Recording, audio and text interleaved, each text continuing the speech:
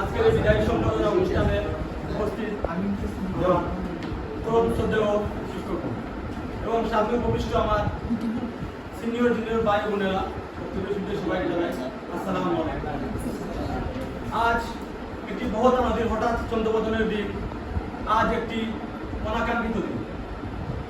সত্যি বলতে এই এমসি কলেজে এই সমাজ বিজ্ঞান ডিপার্টমেন্টের হাফিজ স্যারের বিদায়ের এই দিন আমরা কখনোই চাই না।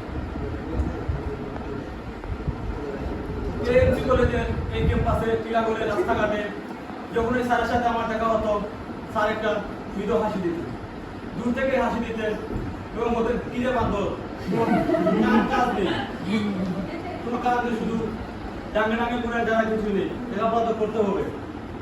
স্যার সত্যি বলতে স্যার ছিলেন আমাদের অভিভাবক। ব্যক্তিগতভাবে আমাদের সবসময় স্যার শাসন করতেন, গালি দিতেন, মারতেন। আমি যখন 2022 সালের স্যারের বাসায় প্রাইভেট করতে যাই আমাদের বেস নিয়ে, তখন স্যারের সাথে আমাদের পার্সোনালি অনেক সম্পর্ক হয়, আমাদের টেস্ট হয়েছে বিশ্লেষণে। তখন থেকে আমরা প্রতিদিন স্যারের বাসায় যেতাম এবং স্যারের একটি ফিজ ছিল, এই ফিজ থেকে প্রতিদিনের আমি আমার ইচ্ছে মতো যা কিছু স্যার কখনো বলতে না, স্যার হাসছে এবং স্যারের ফিজে বেশিরভাগ সময় দুধ থাকতো আমাদের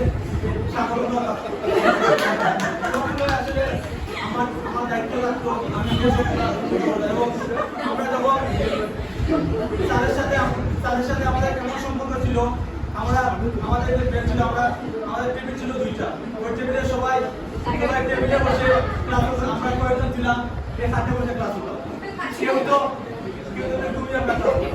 সত্যি বলতে আমরা আজকের পর থেকে এমন একটি দিন মিস করবো, আজকের পর থেকে আমরা হাফিজ স্যারকে মিস করবো।